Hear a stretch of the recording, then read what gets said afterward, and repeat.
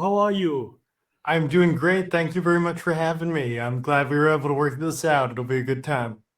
Yeah, and thanks for coming on. I mean, before we could come on, I was just saying we've been planning this for so long, but at least we're finally making it happen before end of the year. Amen to that. Yeah, no, both of us are running around like men that have a lot to do or chickens with their head cut off. One of the two. Yeah, and we're gonna get to know about your busy life really soon. So where are you coming to us from? Austin, Texas. I am born and raised. It's a wonderful city. I enjoy. Great for the music industry. A lot of stuff to do down here. And yes, sir. Yeah. No, Texas is a cool place. I actually got a good friend of mine that stays there. He was one of the first authors that came onto the show, and we just like kicked it off. Since then we've just been in contact. But I mean, even he tells me, how cool Texas is. The culture, as you said, the music, the entertainment, the lifestyle, quite awesome.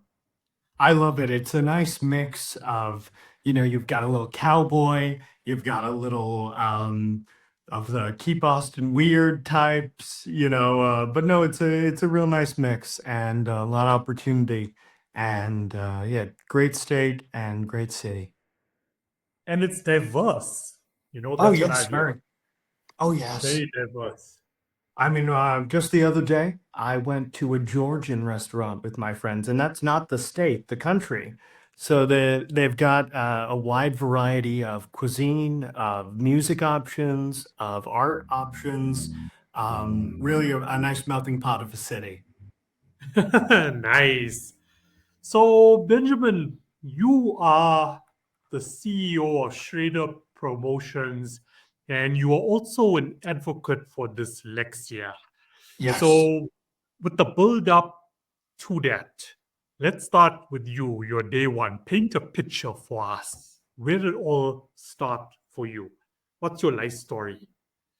Well, funny enough, alrighty, let's dive in. I would say you're gonna laugh at me, but kindergarten, I was diagnosed with extremely severe dyslexia, being in the one percentile, to the point that it's quite rare for people to have dyslexia that severe.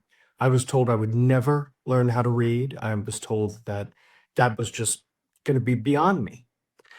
And my parents are wonderful people, and the schools at the time, back in the day, they didn't have the equipment, they didn't have the means to um, help someone with dyslexia as severe as I had it.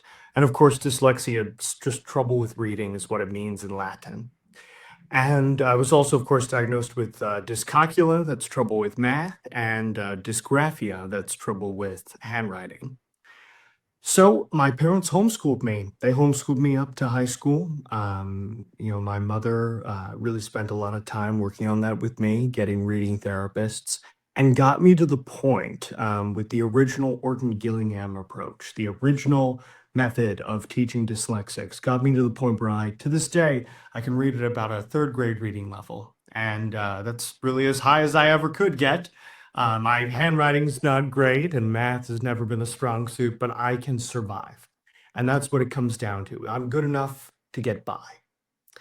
And my father once told me something very profound, which was that, Ben, other kids, you're going to have to work twice as hard as them just to get to where they are.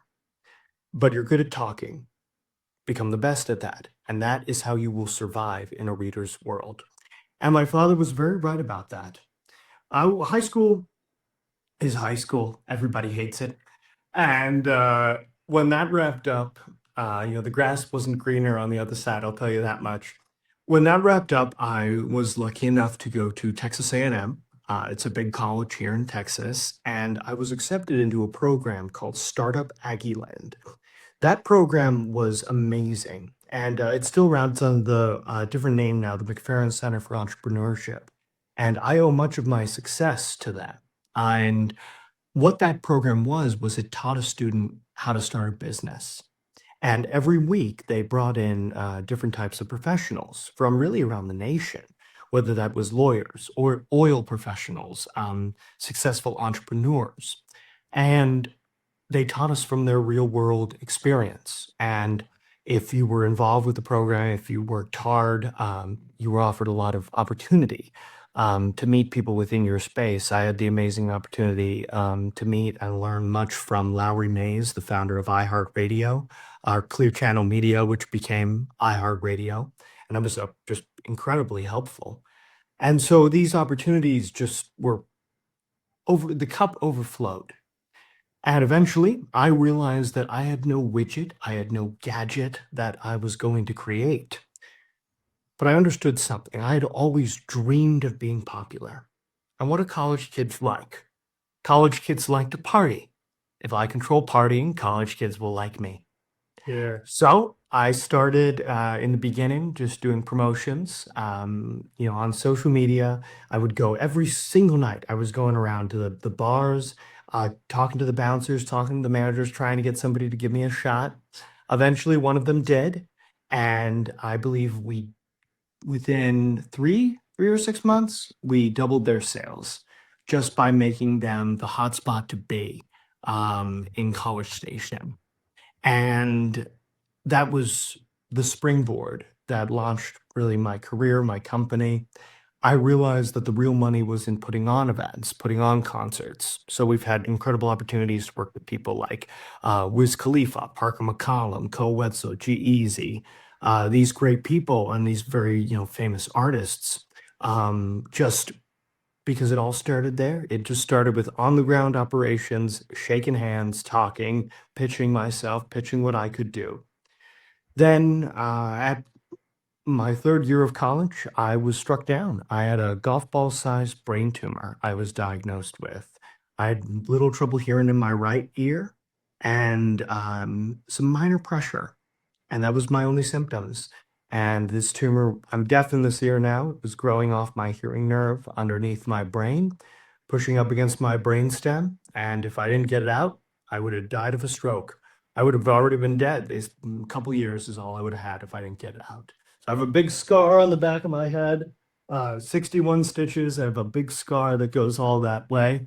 But luckily, got it removed and then finished up college online at UTSA, where I graduated summa cum laude, and I am continuing to run my business out here in Austin, put on some great events, some great shows, and yes, that is my life story.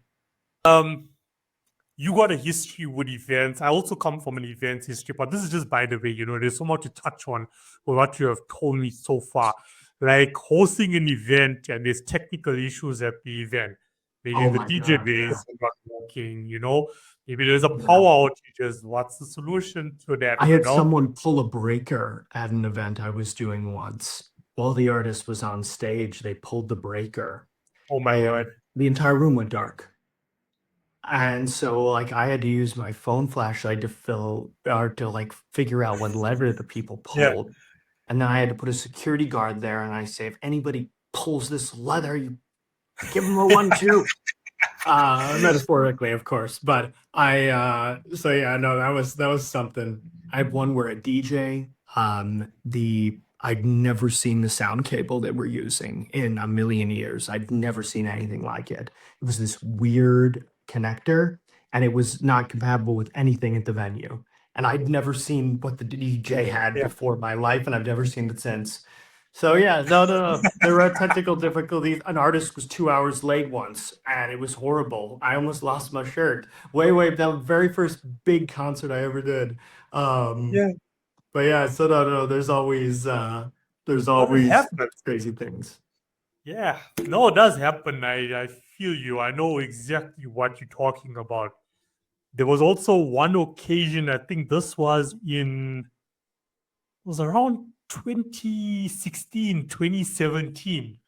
So I was DJing at a club, and sometimes the clubs, they don't really take care of the cabling. Like all the cables are just all over the show. Yep. It's like you go in a big pile under the DJ booth. Yeah. So that's how this club was, As I'm playing the set, the sound just goes off. Now, in that moment, everyone's looking at you, Everyone's looking at you, and I'm like, what the hell has happened now? I don't Yeah, know what yeah. is happening. Then there's no one to be found. The promoter is not around. The manager is not Of around course, of because it's a course. huge venue. How am I Yeah, going to find anyone? The bouncer doesn't know. I mean, he's just there to watch, yeah, kick yeah. out. So like I start, changing this, changing that, back on. You know, now you need to wait for everything to like boot up. Yeah, So yeah, like yeah. luckily, I, you know, this is before like things got advanced where now you could have it on the cloud. Like look what Spotify is doing now. Like I should use Spotify before mainly for private functions, and you would mix on Spotify because all the music that anyone could ever want at a private function Yeah. is there versus at a club. At a club, everybody flows, with the DJ, you pick up on the mood. Now, at a private function, this demographic wants this song, this demographic wants that song. But now Spotify has a feature where you can automatically do that, which is cool. Well, So, that's something that is very interesting that you speak to of playing to the demographic. I once worked with a yeah, great DJ. I had partnered with this Hispanic group, and I worked with this great DJ who could just switch so easily between English, Spanish, like any type of music. I mean, his flow was beautiful. So yeah, no, yeah, it's a real talent. It takes a real skill. And then of course, yeah, yeah, yeah, in the club and DJ that's actually able to mix stuff on their CDJs or if they're using that bigger platform. So yeah, no, it's fascinating. It takes some gumption up there on stage, especially when everything goes quiet or dark and people are getting upset. And I've been there where I'm having to like run around and someone kicked under the DJ booth by accident and unplugged something. So no, I feel yeah. your pain. Yeah, no, it does happen. But when you look at the bigger festivals in the world, like your Ultras and Tomorrowlands, a lot of people don't notice, but the DJ sets are pre-mixed. Yes, Oh yes. yeah, yeah, it's pre-mixed. I mean, for a lot of reasons, legal reasons, lighting reasons, performance reasons. So it makes good business sense, but you really have to be a good performer. You Yeah, really have to be a yes. good performer. I mean, you as a DJ, you need to stay like there's a lot of practice that goes into that as well. Yes. Yeah, no, I would say I guess now, not with every DJ. I know there are some that will link there's some DJ and lighting teams that will link like the lights or control for like the sparklers or fog to the DJ's booth, or you'll have someone who's just listening really closely and set them off. And then of course there are some that are it's all preset. But I guess I would lean towards the first one probably being the better option to go with, probably the more difficult option, but just because it's you gotta go with the flow of the crowd. You gotta feel the Yeah, people. And then you yeah, gotta go off that. You have a few songs where it's really upbeat, people get a little tired, you give them one slow one, then upbeat. And so yeah, I know yeah, that classic wave, that tide, of crashing and going out, crashing and going out. So yeah, no, I have to say that some of the concerts I've enjoyed the most, I haven't had the pleasure to work with him, but one of the most talented rappers, is gotta be Kendrick Lamar. And so when I was a young man, I got out on Austin City Limits, the great people from C3, out here, and the pleasure to work with them a couple times. Um, the this was the best concert I've ever seen. Kendrick Lamar. He's very, very talented. Very, very talented. yeah. Oh, you know what? Who knows what the future holds? Maybe you just might be handing that for him one day soon. Amen to You that. never Amen to know. that. Well, Yeah, it's funny. We almost did a show with Drake. We had some people that wanted that, and it ended up not panning out. But hey, if someone's got high name recognition, I want to work with them. That's all I can say. So, for me, I've done pop punk shows. I've never listened to pop punk in my life, but this band was in super high demand. And so it's these guys named Jimmy Eat Brisket out here. They're great local band, but boy, they pack the house. And so I have to say that, yeah, no, I mean, in whatever type of genre of music, I'm down to do it. My specialty, of course, though, is hip hop, EDM, and country. Nice, nice. You and I are on the same frequency there. Nice. So I got a few questions related to the start of the show, what you were saying. But since we're on events, do you focus just in Texas or throughout the US? Exclusively Texas. I find, majority of my clients in the beginning were fraternities and sororities. We're a full service event production company, so we will coordinate everything for them. Sound, artist, staging, we'll do everything. Security, we will book everything, we'll handle it. They just give us a budget and we will make it happen for them. As I've grown older myself and the company has expanded. A lot of our clients now are going to be companies, private organizations, VIPs that would like, a private show for a birthday party, a company function where they're actually wanting to drop a large chunk of change and bring out a known artist. So really serving the some fantastic people, doing some fun stuff out here. Yeah, yeah. So, let's educate the listeners on how this all works. You want Kendrick Lamar, or there's Yes. you've done a survey, or like, okay, people want Kendrick Lamar to be out in Texas. So what happens next? You reach out to Okay. these people. If the money, like, let's say if the money's there, so Kendrick Lamar is going to be a $500,000 $1 million show, bringing him out easily. If the money is there, I can get anybody. It's just a matter of contacting, the people. So I might contact my contacts at C3. They're the largest production company in the state. They're great. And, they're very well known. They put on Austin City Limits, ACL. There's also my wonderful friends at Night Culture. I absolutely love Night Culture down in Houston. They're the second largest event production company in the state. So probably one of them, I'm going to reach out to my contacts there, or let's say, it's somebody like Waka Flocka, where I might know the DJ for him. Then I'll just call up the DJ, and then I can get a great price, and I can cut out a lot of any middleman. But for someone as large as Kendrick Lamar, I'm going to call one of the larger production companies, and I'm going to say, okay, hey, so and so, can you put me in touch with? It's a very personal based industry, so it's going to be someone putting me in touch with someone who then I'm going to say, okay, I've got a client. They want to be, they'd like to bring Kendrick Lamar out.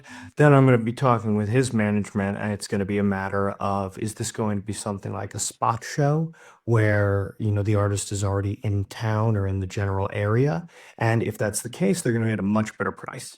But if not, then we're going to have to look at, this is $1 million show. Like, even a short set at a club is going to be $500,000 because you're gonna need to fly them out. You're probably on their rider. They're almost definitely going to fly private. So you're going to have to get a lot of different things, a lot of moving pieces, and it'll probably take a couple months to plan it.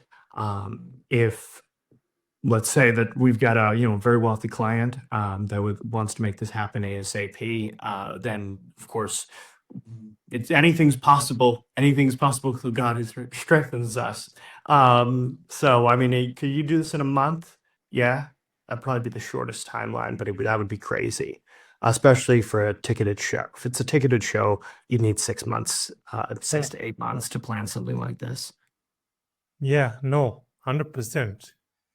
Especially, yeah, because you're talking about like your pre-sales, marketing that you happen, around it. If it's a ticketed show, I like to have things at least 6 months in advance, semi set in stone, but that's not always feasible. So usually 4 months, I would say, for the more mid-sized shows. Of course, for large events, like ACL or things performed during ACL, that's going to be something that that's planned a year in advance. And you already know what's going to happen, a year from now. And so, but yeah, on the smaller shows, 4 or 5 months, usually is what it comes down to. Sometimes you don't even have that much time because you'll find out an artist is going to be in town and there's a real business opportunity there where you've got a month, but that's doable. Yeah, yeah. So you mentioned, this is what your client, would request. So your client ideally still needs to make a profit out of a Kendrick Lamar show. Does that now fall with you, So come part of not your not all, responsibility? not always. I'd say half of the time the client is looking to make a profit. There are other times where it's going to be like a fraternity or sorority where they're not concerned really about a profit. They are more concerned about the experience. Like I won't say which fraternity or which school, but there is a fraternity that has a $500,000 a year party budget, and they purely spend that on partying. So if you build a good rapport with them and you show that not only can you get them more for their money, but you're trustworthy, you're not going to take advantage of them. There's a lot of companies that none of the companies that I've mentioned, but there are companies that really will take advantage of fraternities or sororities because they are college kids that are partiers and such. And so that's going to be where it's about making the best experience while keeping the profit margin as high as possible for myself. Now, if this is a ticketed thing, then I'm going to be getting a percentage of those tickets. So let's say that they're selling, we sell tickets for $20 or $50. Usually I'm getting 10 to 20% if this is a ticketed thing. If it's just a show that people are wanting to put on and it's not something that is going to be making a profit, then that's set in stone. We negotiated beforehand how much I will be paid. But if it is a ticketed thing, I'm usually paid via percentage. So it's only And by sometimes that's what was that? it's only by percentage. So it has varied quite a bit. Sometimes there'll be a lump sum. Sometimes there'll be a lump sum up front and a percentage. Sometimes there'll be a percentage of bar sales. So it varies a good amount of how it's all shaken out. Like, let's say that I am booking a band, specifically a band that this is probably the rarest one that I do, that I'm helping a friend of mine, a DJ or a band. Then I'm going to be booking them and I'm going to be negotiating beforehand how much of whatever they get paid I'm getting. But if it comes down to percentage, I usually almost always do 10 to 20%. If I've been working with someone for a while, if I do a great job for a venue, I'm going to say I want more money. And now if it's someone who's a friend of mine or someone who, I'll work sometimes with artists. I've worked with people because I'm not going to make a ton of money off that show, but they are, like, let's say they're an A-list talent. And, that's something that almost a resume builder that I want. Of course, also too, it's going to depend on what the people want service-wise. So really probably the three main aspects are going to be that booking side, the promotional side, or the full service event. If it's going to be a full service event, I'm going to need to be paid up front just because I can't risk doing everything and then being absolutely having their back turned on me. If this is the promotional side, usually I work out a percentage of sales. And then if it's the booking side, it's a percentage of sales. So it just depends on what level or what package of my services they require. And do you ever find yourself in a situation where whoever it may be, I'm going to use a venue as an example now. Let's just say that you got a contract with the venue, to do all the promotions for them, get all the DJs, organize all the DJs, so on. And then they start bringing it in-house because they're learning from you, and then they start like working you out. This is something that I've seen also in the market happen. I have seen that. I've seen that happen.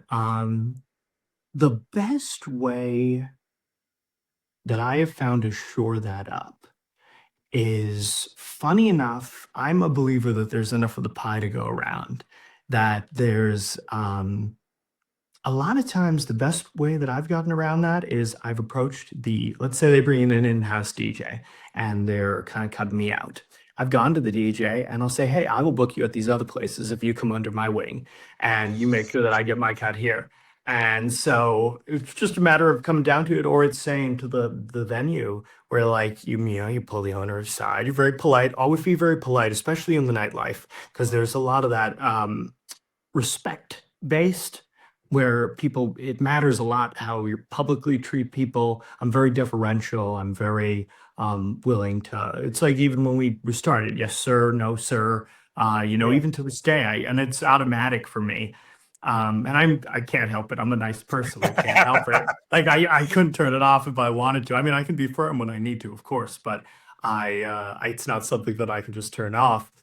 I so I would go, I would talk to the owner. I would probably say, "Hey, I have to say I'm a bit hurt. I don't appreciate, you cutting me out of this. We have this agreement." Um, but yeah, at the same time, I'd usually avoid things like that where just because, yeah, they can cut you out. So the best thing that you can do is get loyal DJs that are great. If you are booking at venues like that, agreements with the venue, they're always going to prioritize, of course, their sales, as is understandable. So you kind of, your best thing is to make yourself indispensable because they know if they want to get the bigger shows that they're going to need you, or and keep your sources close to the vest in a sense. Don't just give everyone the phone numbers of so and so. Don't make sure that you are the linchpin, and also too, there are things I've seen this, and this is limiting. Where people will control the sound system. They're the only one who knows how it works, and things like that. I don't really go for. That's not really right. Um, but just making sure that you're the man that knows everyone and you're the man that's the contact. And also, too, you're the person that, if they did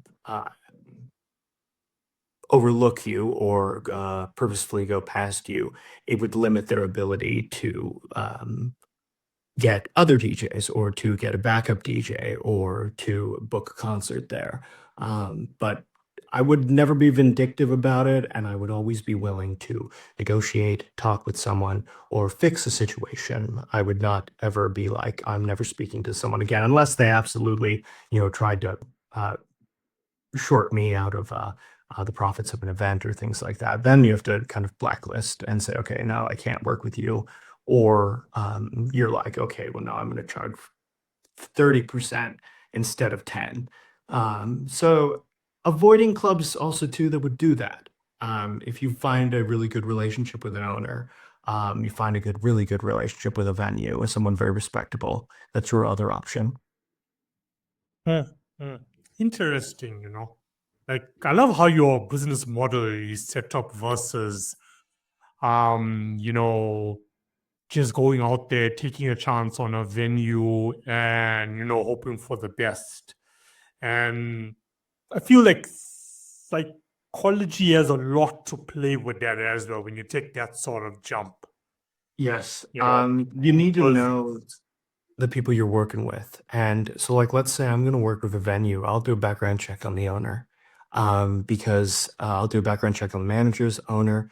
You cannot be working with people that have serious addiction, that have a series of crime, that don't pay their taxes. Like, these are things that you got to be careful. And so, avoiding people that do drugs, because it's going to make them unstable.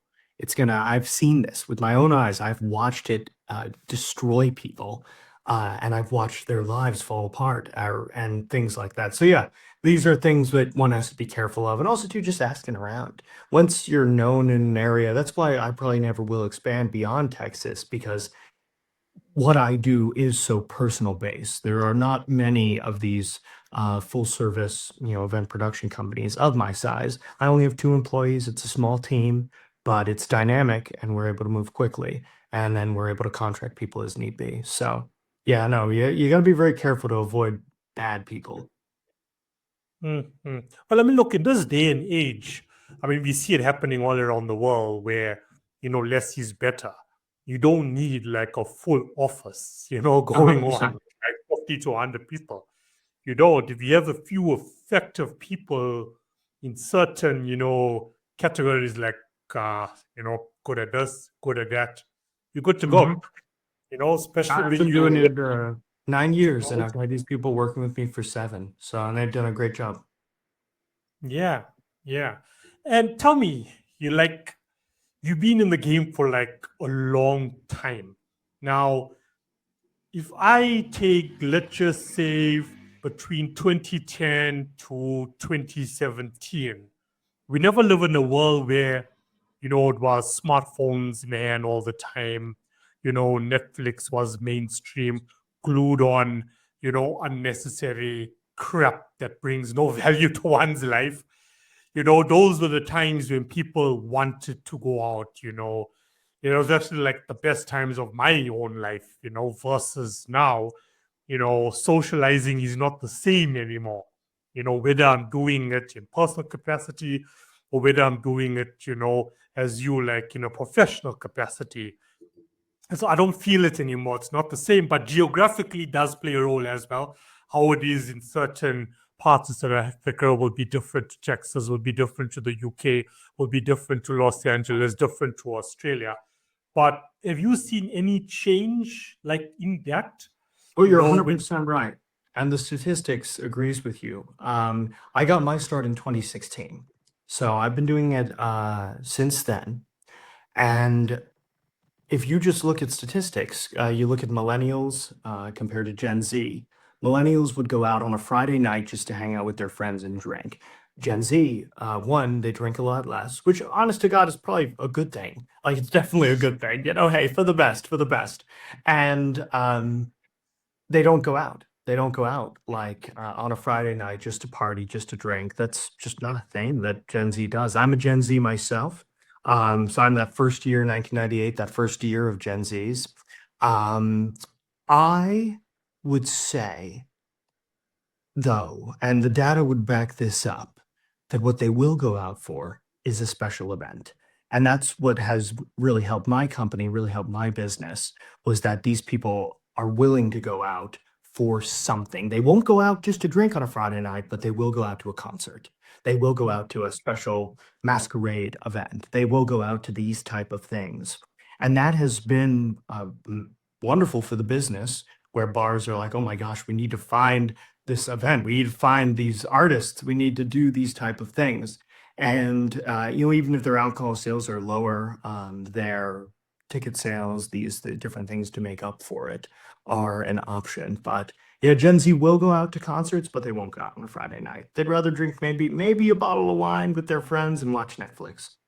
yeah, no, you're right. 100% right. I agree Oh, with and you. you're just what you've noticed. I mean, this is heavily backed up by data that this just you look at alcohol sales have just been on the decline. I will never own a nightclub, and I would not want to own one right now because that is a dying industry. But a Yeah. venue, and I'll probably never own a venue either, but a venue that puts on concerts, that's where the money's going to be because the artist will charge a heck of a lot just because they make no money off of the records themselves.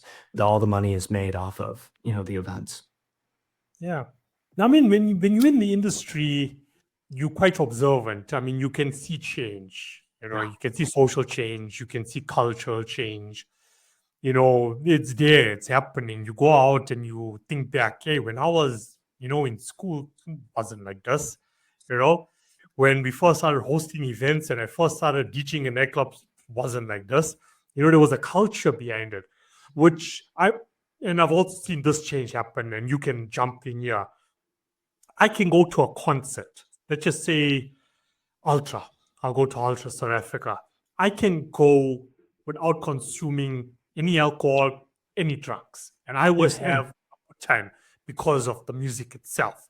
Right? I will actually go, and I know why I am looking up at this DJ. I know why I need to respect this DJ.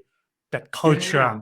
is there. Why is the DJ there? Like I understand that, but there's millions of people around the world that don't understand that they need to get effed up. They Yeah. don't know what the meaning is of standing in front of that performer. They don't know, and I feel like we have lost that culture. We don't know why we're spending thousands of dollars to go to Ultra, when all we go in there is to get effed up. you Yeah. know That's what I've seen happening. We go to the club because we're getting effed up, then there's a fight, someone gets shot. That's what's It's a happening, right? tragedy. It's a But we tragedy. gotta It's have like fun. myself, I know I don't do drugs, period. And then I realize I never drink when I'm working. And it's very rare that I drink at all. I just it doesn't really agree with me in all honesty. I don't really like it. And so I would say, yeah, no, that is a tragedy. People can't appreciate the craft. Like at the same time, it's how do you make the craft appealing to the people, or how do you change a culture maybe that has had some aspect of damage done to it or has been pushed in the wrong direction. I for me, and I see where you're coming from because I used to enjoy back in the day. I mean, I would be standing in the back of the nightclub or in the back of the DJ booth, and you could just watch the crowd go wild. And this was at any event, any place, and that's something that is rarer today after COVID. COVID really killed a lot of a lot of the music industry. It's never been the same ever since. A lot of the people I worked with went under during that time. Um, and it's been different afterwards. But it is our duty to adapt. It's our duty, things forever change. The wheel of merit forever must turn. So it'll all work out. It'll all be okay. But there is an aspect of it that, yes, that I would say the 2000s were that peak of the nightclub industry and for me at least, I would say even music, but every generation says that. So, we had the Kesha, we had, Black Eyed Peas, but, you know, um, of course, yeah, I mean, you look at Tiesto on the techno side or on the EDM side, but Yeah, Martin Garrix, Hardwell, but yeah, it's a different time these yeah, days. yeah. And it's sad, it's not easy for me to digest, you know. It's really, but I feel like, generations had a role to play with that as well. Yeah. Like you mentioned the difference between millennial versus Gen Z. You know, the generational change also had a role to play. Like a lot has changed and it's disheartening, you We'll know? give it 20 years, and the loop will come back around. So, it'll be fashionable again, it'll be the thing again. And, who knows with Gen Alpha, what they're going to want, what they're going to listen to, if it's just static, I'm like just straight radio static. Um, but no, no, yes, it is sometimes sad to see change or things like that. But I often find myself, I don't mind change. That we adapt. We Things will be different, but we find a way to create, to thrive, to succeed within a new environment. We evolve. Um, so yes, no, but there's always hope. There's always hope, and there's always different things. And I mean, yeah, if anything, one could say that sometimes the nightclub culture, the nightlife culture, has problems and can be, whether that's drinking, drugs, violence. These aren't probably the best things, and so maybe sometimes it's best to move on from those. I mean, this, I know this, the nightlife industry is very seedy. It's very, my brand was always about bringing cleanliness, bringing professionalism, bringing class. But the reason that stood out was because, yeah, no, it is a dirty industry. And my job was always to come in and clean things up. But, it is, there is an aspect of it that yes, something is gone. That yeah, that the 2000s age of those incredible epic nightclubs, just truly glorious things that time has passed. Well, for me, like Gen Alpha, the generations to come, now we got virtual concerts that are happening. I mean, now you can sit at home and watch a virtual concert, but I mean, it's not the same, I've you only know? seen Fortnite be successful with that too. The video game. I'm not too familiar Yeah. with it myself. But everyone else that tried virtual concerts, a company tried to bring me on to do one during COVID, and I was like, "It's not going to work, guys. Don't do this. Really, it's not going to work." It was a disaster. Like, I don't know, the virtual concerts. I feel like that's just like silly. but some people enjoy them, and maybe as VR technology or AR technology becomes more prevalent, that will become more popular. We shall see. That is a possibility, though. There is something about the experience. There's something about being there at the event, being there at the show that is special. I pop my. You're gonna laugh because of these names. My eargasm earplugs, which I love. And I'm not even paid to say that. I just love these earplugs. Pop them in, go out there, feel the vibration, see the crowd. Like there's something special to that. Yeah. And so the smell of the slightly stale, that gross smell that so many nightclubs have, like slightly stale beer almost. For me, that are like I don't even know how to describe it. That spell brings back good memories of the start of my early work, the rise to power. So no, there's an enjoyment to it that that's lost. That I guess maybe when people can slot in their Neuralink and then plug their brain in, then maybe that'll be a full experience. But until then, Benjamin is in business. amen to that. And then we'll figure it out. We'll adapt. We'll change it up. We'll change up the structure. And hey, maybe we'll be the ones selling a data file chip that is a great concept. So Yeah, crazy as I times. said, I agree, we adapt, we change, we move with the times, so we actually remain relevant, but it's still hard to digest, No, We it's love what insane. how It's things insane. And I think it's a young man's game too. Like my end game, it's always been politics. Ever since I was a kid, my end game's always been to go into politics. And I think there's a lot of times where, one has to know the time to walk away too. I mean, I have no plans for my business. I absolutely love doing this, been doing this for years. And, a lot of these bookings, things like that can really get set up, and it's just fantastic. But there is a time when I've noticed some DJs or things like that who either leave the game too early, that's something I've seen, and give up when they could have been very successful, or leave the game too late when it's already chewed them up.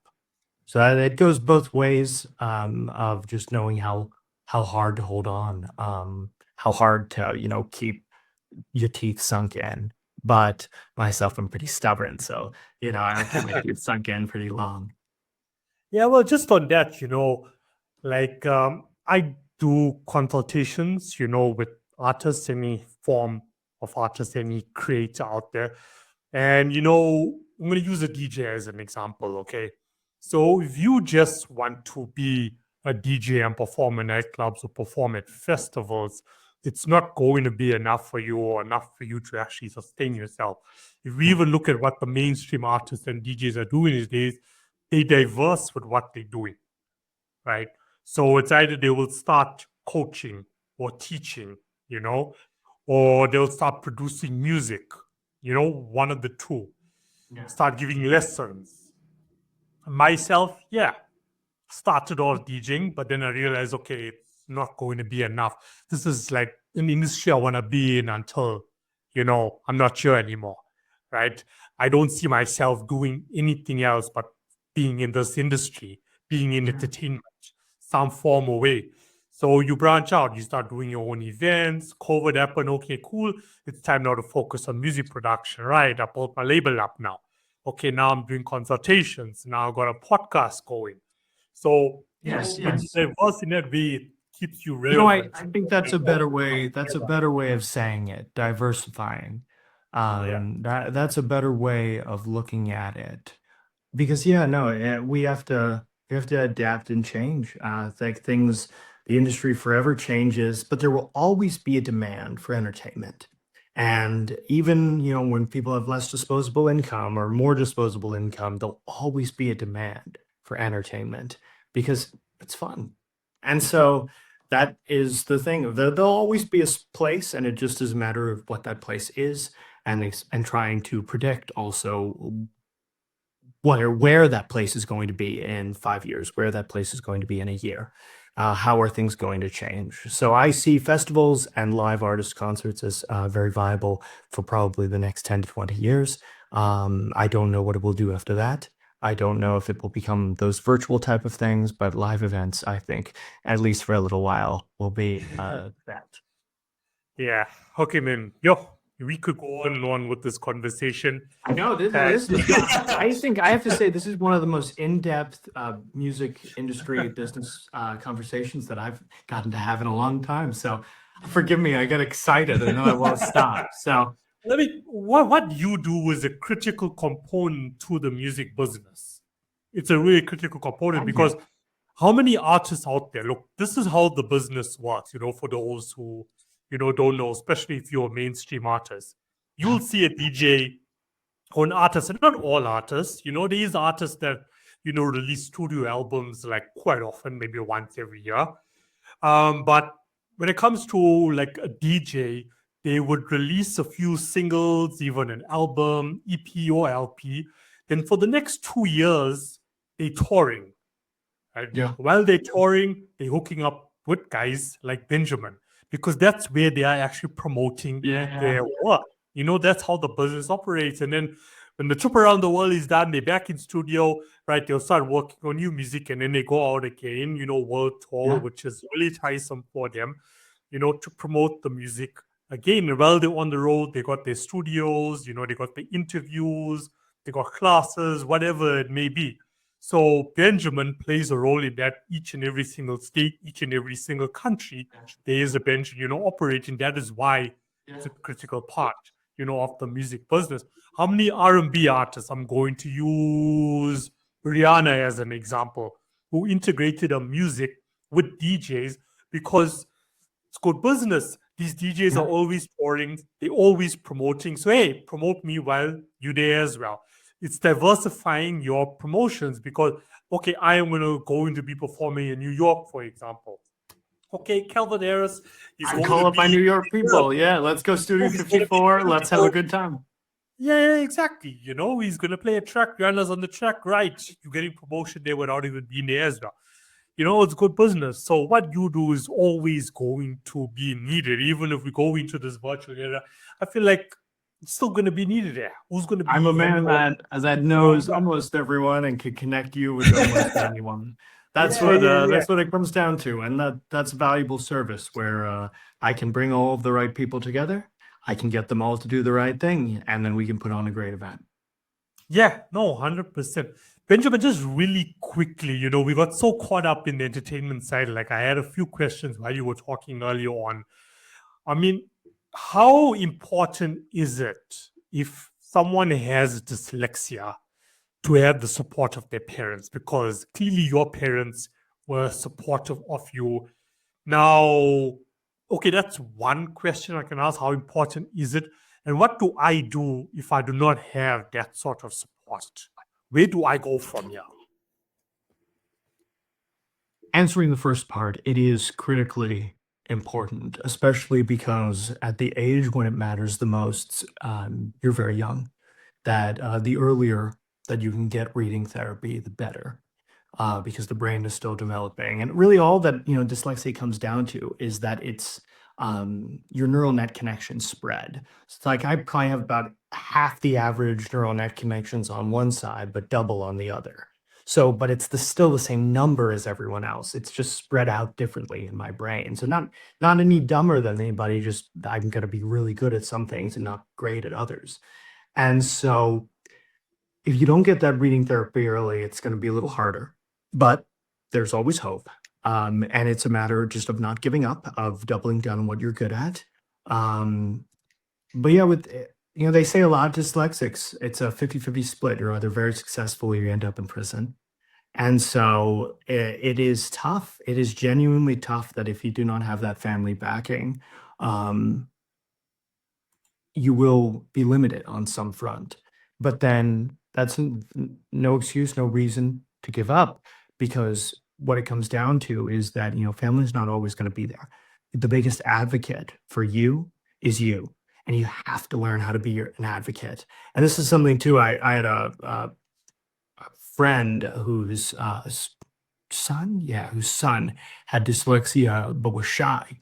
And I was telling the father and the son, I was like, no, I understand that. And make yourself as comfortable as possible. Like, that is tough. Like, I'm super outgoing. So it was, and I was embarrassed about my dyslexia. So I can't imagine, being one, nervous to speak about it, and then also embarrassed.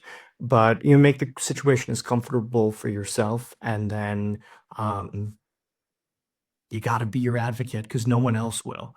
No, at the end of the day, you can have family, you can have friends, but no one else will speak up for you but you. And on a second part, let's say you're an adult and you never had that reading therapy. There's no shame in going back now and seeking that out. I guarantee you there's some online tools. I don't really know of any, just because, I had my reading therapy when I was younger. But there's also ways to get around it, like 11 Labs. They're an amazing software I use almost every day.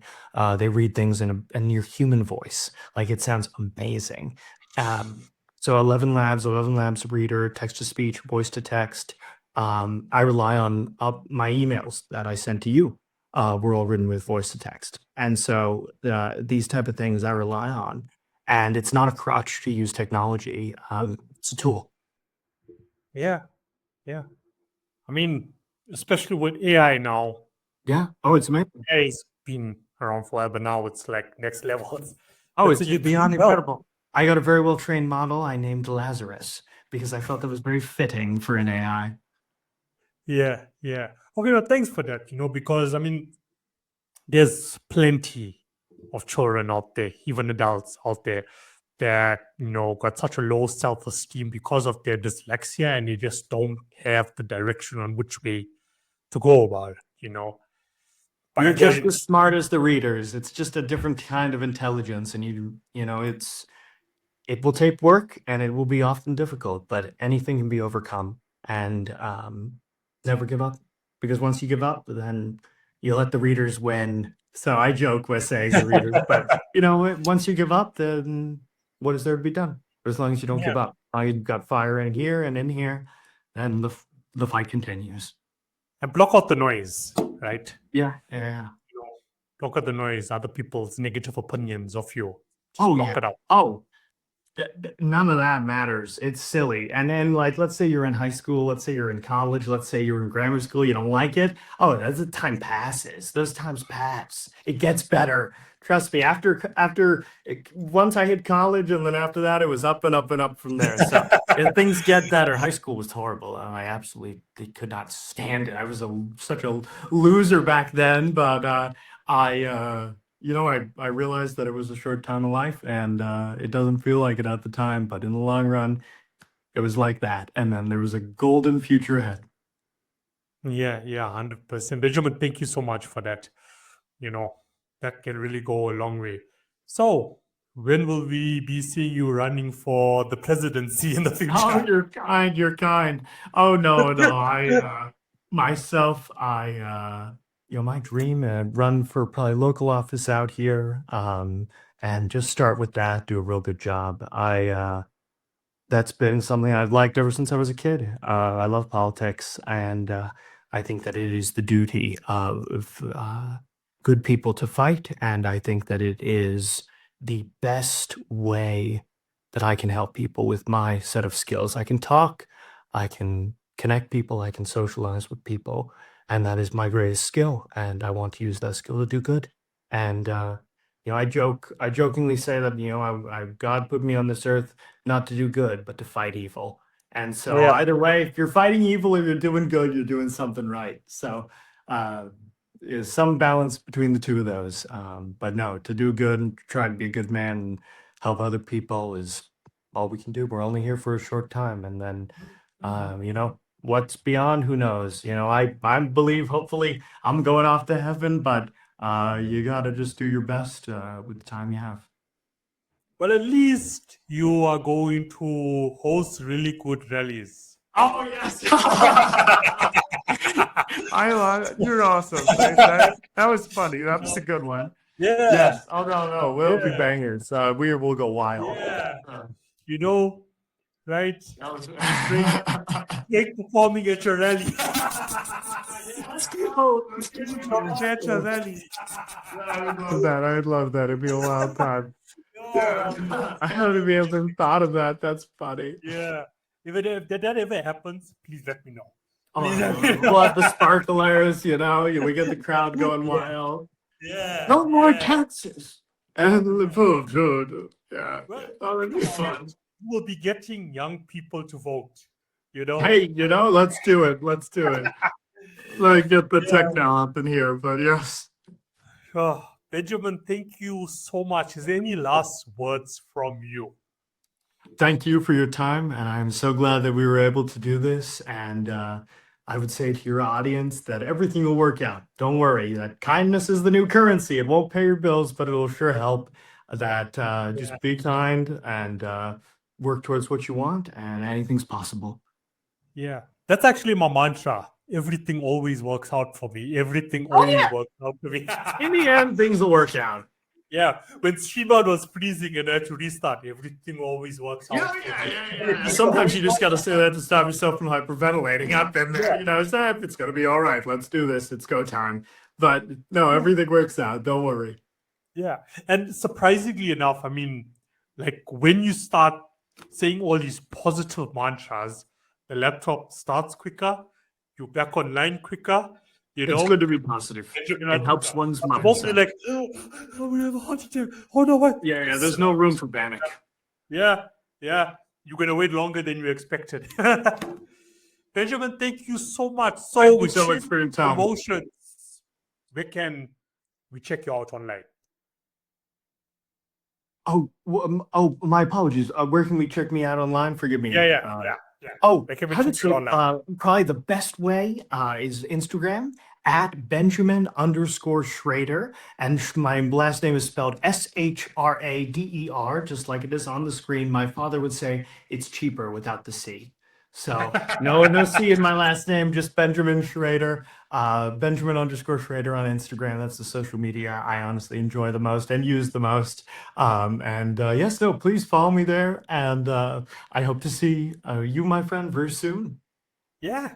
It's never. If you're in Texas, let me know.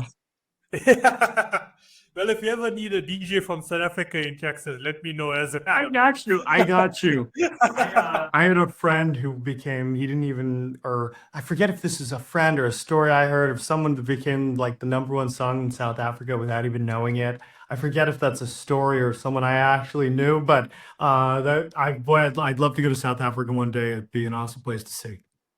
Yeah, no, definitely. When all the drama stops around the world.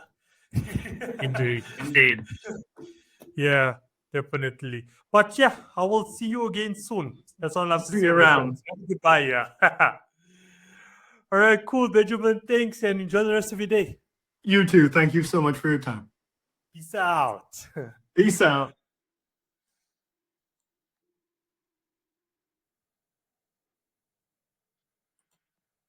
Now I can